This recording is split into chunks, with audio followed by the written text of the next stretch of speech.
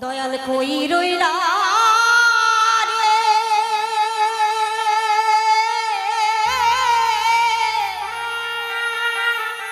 অকুল দোহ রিহিয়ার মাঝে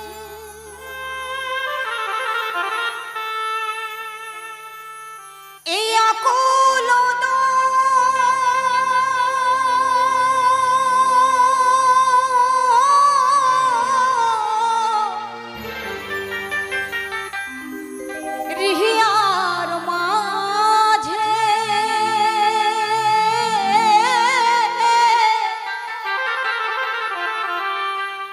আমি মরিলাম সাতারিয়া রে দয়া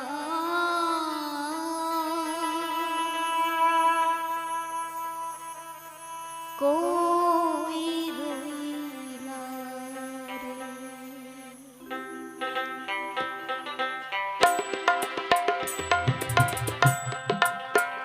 কই রইলা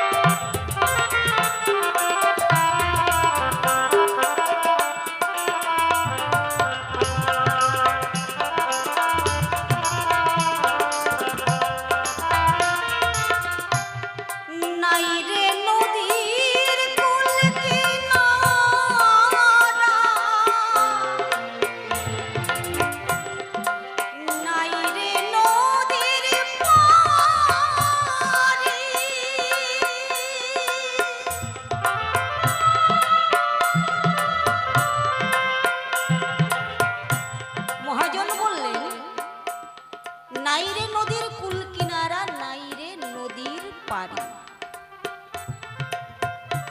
কিন্তু সকল নদীর কুলও আছে কিনারাও আছে পাড়িও আছে আছে না বাবা তবে হ্যাঁ পদ্মা নদীর একটু অসুবিধা হয় এপার থেকে ওপার দেখা যায় না কেন পদ্মা নদীর পাড়ে অরঙ্গবাজে আমাদের গান হয়েছিল পদ্মা নদীতে স্নান করতে গিয়েছি গিয়ে দেখে এসেছি এই জিনিসগুলো এপার থেকে লক্ষ্য করলে ওই পারে কোনো কিনারা দেখা যায় না তবু মনে হয় নৌকো নিয়ে গেলে পরে কিনার পাড়ি টাড়ি সবই পাওয়া যায় কিন্তু পাওয়া যায় না কোথায় জানেন মহাজন গানের ভাষায় যেটা দিয়েছি আমি সেরকম করে হয়তো ব্যাখ্যা করতে পারবো না দিয়েছেন এই সংসার নদীটার কুল কিনারা পাওয়া যায় যায় কি সংসার হচ্ছে একটা সমুদ্র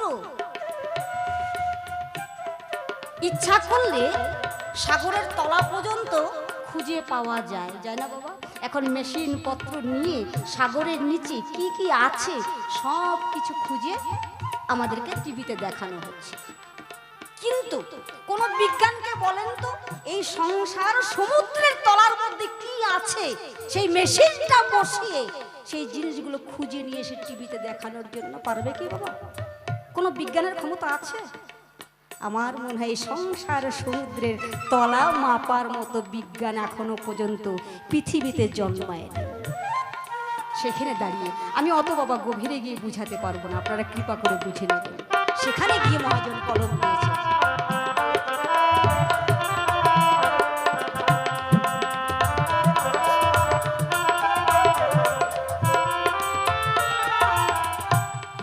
নাইরে নদীর কুল কিনারা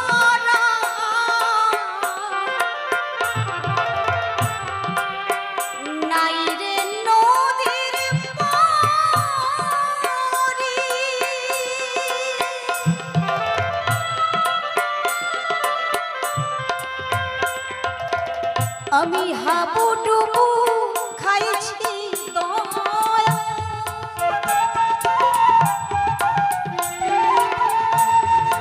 এই সংসার নদীর মধ্যে পড়ে বাবা, কুলো নাই কিনারাও নাই, মাঝখানটায় পড়ে হাবুডুবু খাচ্ছি। তাই মহাজন বললে হাবুডুবু খাইছি দয়া,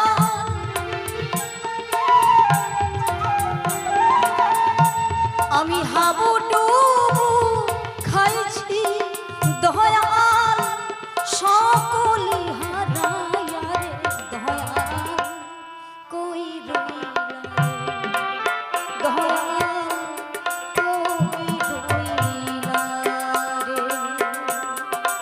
নিতাই গৌর হরি বল, হরি বল, হরি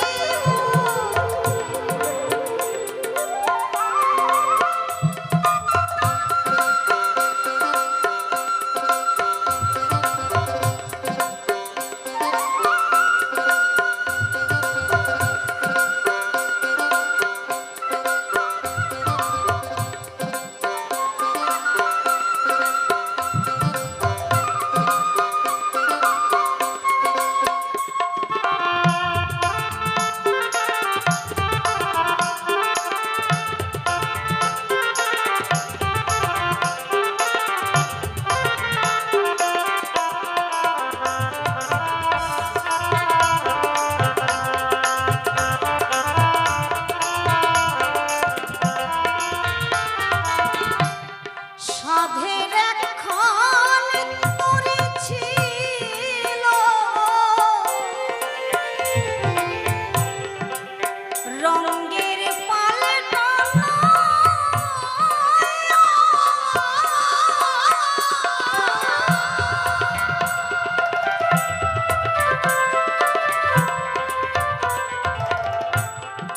সাধের একখান তরি ছিল, রঙের পাল্টানো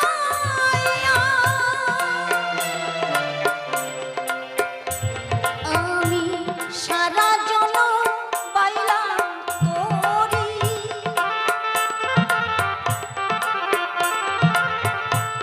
আমি সারা জনম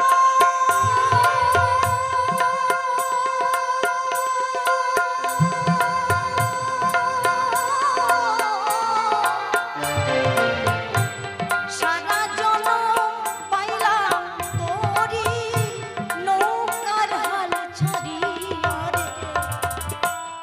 মহাজন বললেন সাধের একখান তরি ছিল, ওই নৌকাটাকে খালি তরি বলা হয় না মাসি, এই যে দেহ তরি কত স্বাদের না, কত আদর, কত যত্ন, কত ধরনের সাবান, দামি দামি সেন্ট, কত যত্ন, স্বাদের একখান, কত রঙের পোশাক, বিভিন্ন রঙের কালার।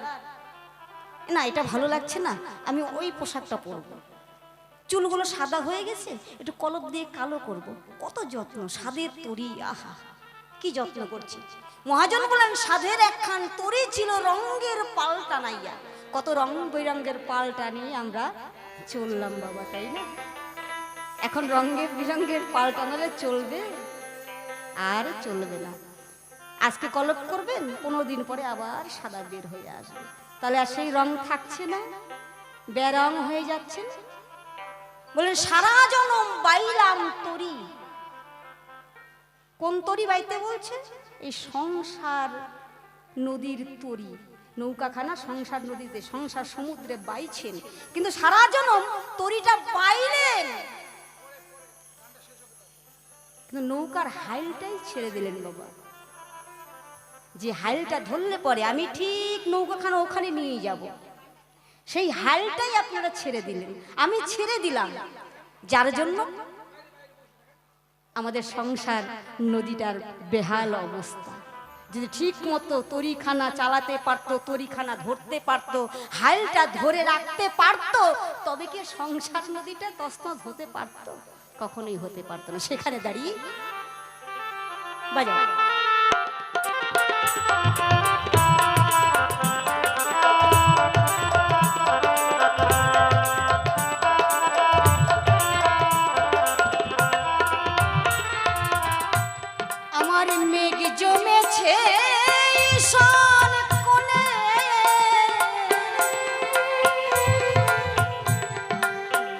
ঝড় উঠেছে ভারী,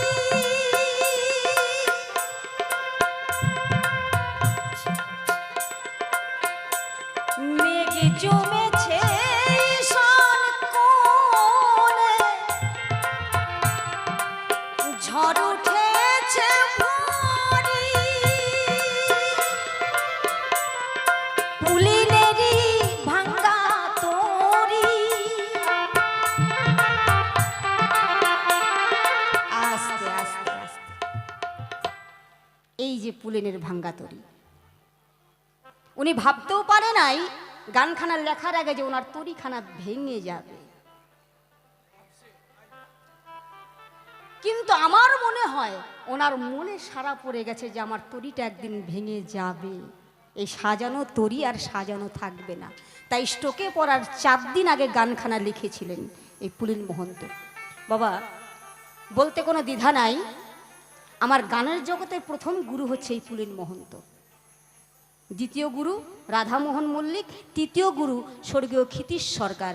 হয়তো বলতে পারেন যে এতগুলো গুরু কেন, আমি কিন্তু উপর যাচ্ছে গুরু একজনকে করেছিলাম, ইনি অটোমেটিক আমার গুরু হয়ে গেছেন। আমি গুরু করতে হয় নাই, যেচে এসে, যারা যেচে কিছু দেয় তারাই তো গুরু হয়, কিন্তু যাদের কাছে চেয়েও কিছু পাওয়া যায় না তারা কিন্তু গুরুর পদে থাকে না, তাই না?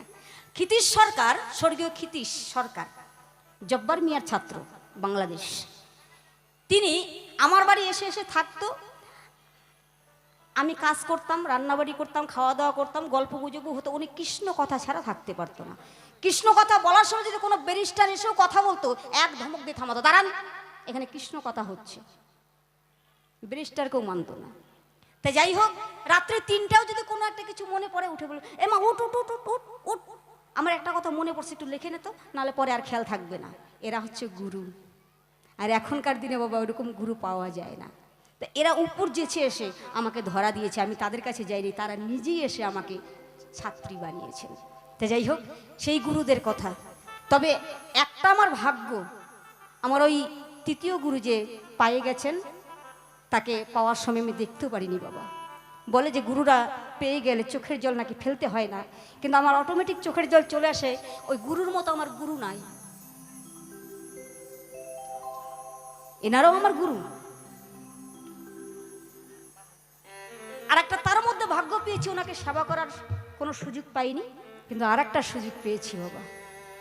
আজকে পুলিন মহন্ত আমার সঙ্গে রয়েছেন, আমার যাকে বলে প্রথম গুরু, তার সেবা করার ভাগ্য ভগবান আমার হাতে তুলে দিয়েছে। তাই আপনারা আশীর্বাদ করেন, আমি যেন ওনাকে ঠিক আপনাদের আশীর্বাদের জোরে সুস্থ করে তুলতে পারি।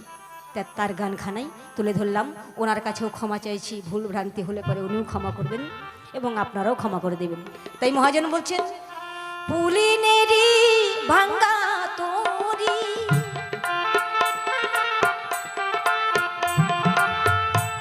এই পুলিনেরই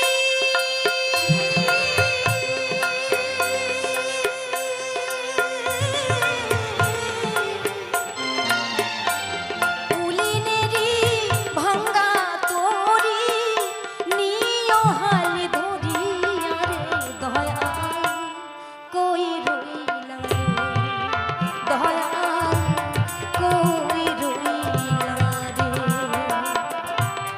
কই রইলা রে,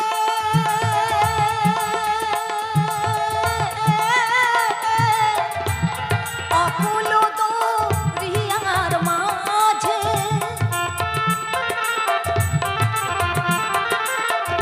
এই অকুল দরিয়ার মাঝে মরিলাম সাঁতারিয়া রে দয়াল, কই রইলা রে দয়াল, কই রইলা রে দয়াল, কই রইলা রে দয়াল, কই রইলা।